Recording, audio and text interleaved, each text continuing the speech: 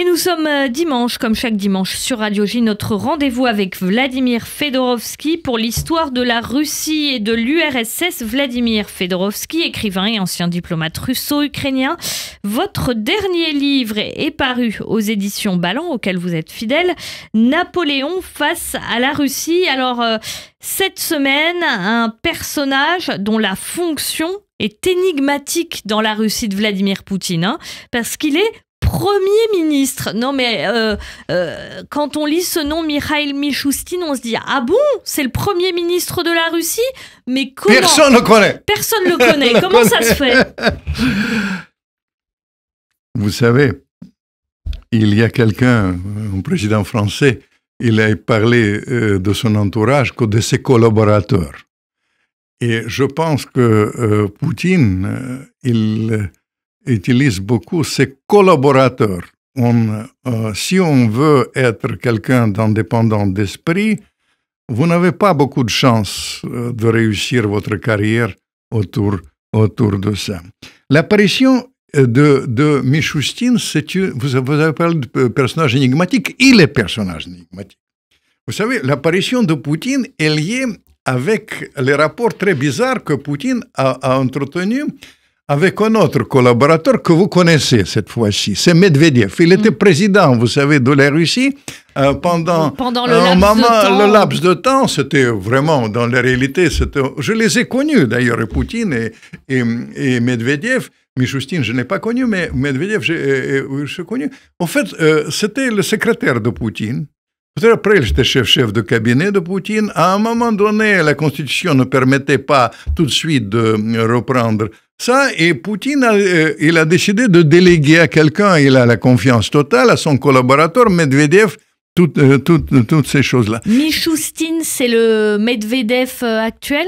Ah, il est beaucoup plus subtil que Medvedev actuel, puisque Medvedev, il s'est pris à un moment donné pour une sorte de, disons, visage libéral, pro-occidental, oui, de l'entourage de Poutine. Les gens pensaient de ça.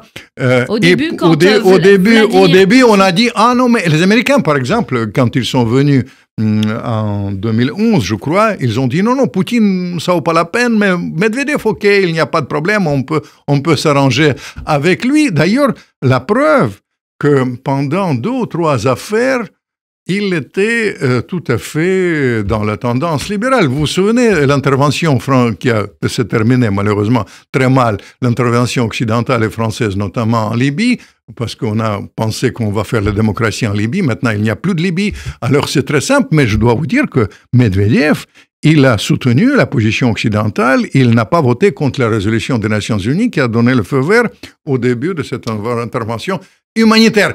Ça, c'est le premier point.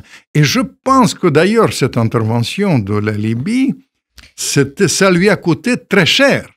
Parce qu'il y avait une polémique directe entre Poutine qui a dit qu'il est trop pro-occidental. Ça ne vaut pas la peine. Et Mishustin, il a dit maintenant, ça suffit. Medvedev, il sera viré. Je le placerai au Conseil de sécurité. D'ailleurs, Medvedev, aujourd'hui, vous savez, il est devenu encore dans les paroles une sorte de porte-parole des anti-occidentaux avec exubérance que de ces tweets. Et je vais prendre un profil de quelqu'un qui sera encore plus jeune. Tous les personnages dont on a parlé, ils ont un défaut. C'est un défaut, c'est l'âge, pour vous dire la vérité. Parce que vous savez, Poutine, il est en forme, il a toujours avec sa copine, il fait toujours... En tout cas, c'est l'image qu'il donne. C'est l'image qu'il donne, etc. Mais je dois vous dire que quand même l'âge est là. Et tous les personnages, j'ai bien connu, je dois vous dire, Lavrov, c'est au bout de force. Il aurait vraiment... Chaïgou, c'est toujours, c'est début des années 50. Orlov est Lavrov. Mishustin, c'est 1966. Il a 10 ans, 16 ans de différence. Ça, c'est un point. Il peut nous donner cette filiation dont on a parlé la semaine dernière. Je dois vous dire, cette filiation de gestionnaire, quelqu'un qui a réussi. Mishustin, il a aussi, c'est comme souvent les personnages dont on a parlé, vous savez, c'est les personnages, ils ne sont pas d'origine souvent russe pure. C'est souvent les mélanges. Par exemple, Chaïgou, c'est un mélange avec les gens de l'Altaï. Lavrov, il y a du sang arménien. Michoustine, il a du sang arménien et du sang juif. Ça, c'est pour qu'on vous donne l'indication. Un mélange jeune. Et deuxième chose, sur ce plan-là, il a fait ses preuves comme quelqu'un qui est extraordinairement performant comme gestionnaire. Il a dirigé le service... En fait, le premier ministre de Vladimir Poutine, c'est un technocrate. C'est ce que vous êtes... C'est un technocrate, mais je dois vous dire, un technocrate qui a quand même constitué son propre équipe. C'est la seule fois dans l'histoire de la Russie quand il a eu la carte blanche de la part de Poutine. Déjà, il l'a obtenu, c'est pas mal. Déjà, il a obtenu la carte blanche. Il a pris avec lui, au fait, la majorité des gens qui travaillent là-bas, il a fait une performance extraordinaire. Il a créé le meilleur service des impôts du monde, très simple, basé sur l'intelligence artificielle, sur l'Internet, etc. Il a réussi ça parfaitement.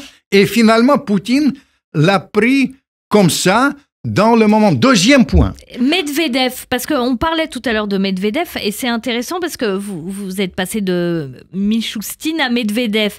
Est-ce que Michoustine, à un moment, on a cru que ce serait Medvedev qui pourrait succéder à Vladimir Poutine? On voit là que c'est pas le cas. Est-ce que Michoustine, qu'on ne connaît pas encore, enfin qu'on connaîtra un peu mieux grâce à Radio J et surtout grâce à vous, Vladimir, est-ce que Michoustine pourrait succéder à Vladimir Poutine? Vous savez, j'ai tellement écrit sur la succession de Kremlin et j'ai participé, en tout cas, à la succession, au complot de Gorbatchev directement. Je tiens à vous dire la vérité. C'est absolument imprévisible. Simplement, nous pouvons analyser avec vous dans ces émissions les facteurs qui sont là. Nous avons dit qu'il y a le facteur de FSB, des services secrets qui ont le vent en poupe. Il y a le facteur armé, surtout s'ils réussissent leur coup en Ukraine, ils vont prendre le dessus, etc. Il y a les facteurs économiques, très importants pour moi. Pourquoi? Parce que, vous savez, Poutine, tout en changeant maintenant l'équipe et changeant l'affiliation, il est assez paradoxal, pour vous dire. Parce qu'une grande réussite de Michoustine, je vais vous dire laquelle la grande réussite. On pense souvent qu'il a utilisé l'Internet, qu'il a utilisé l'intelligence artificielle quand il est devenu Premier ministre. Pas du tout. Sa grande réussite, c'est la transformation de l'économie de la Russie en économie de guerre. Vous comprenez? Il a su réutiliser... Ça, c'est un point marquant aujourd'hui, parce que vous le soulignez tout à l'heure. L'économie de guerre, en général, ça fait marcher l'économie. Et ça, c'était étonnant. Parce que ça, c'est nos erreurs. Je vais vous dire, je parle souvent avec les grands économistes américains, etc. Ils n'ont jamais prévu ça. Ils ont dit les Russes sont nuls, la Russie est foutue. Ils n'ont pas réussi. Ils ont réussi très vite ça. Et ça, c'est un truc qui est dû... Ils ont peut-être sous-estimé la force d'une économie de guerre qui, en général, l'économie de guerre, elle fait marcher économiquement un pays. Ils ont sous-estimé ça. Ils ont complètement sous-estimé ça. C'est la vérité. Mais vous savez, je vais vous dire... Je vais vous donner juste deux chiffres que les gens comprennent. Par exemple, la France, elle produit maintenant 45... ministre de la Défense, Le Cornu, il dit 45, elle va produire dans 2 ans, dans la réalité, 45 000 des obus qui sont nécessaires maintenant pour la guerre. Les Russes, avec Michoustine, cette année, ils produisent 2,7 millions. La même chose avec les chars, etc. Et ça, c'est dans la réalité...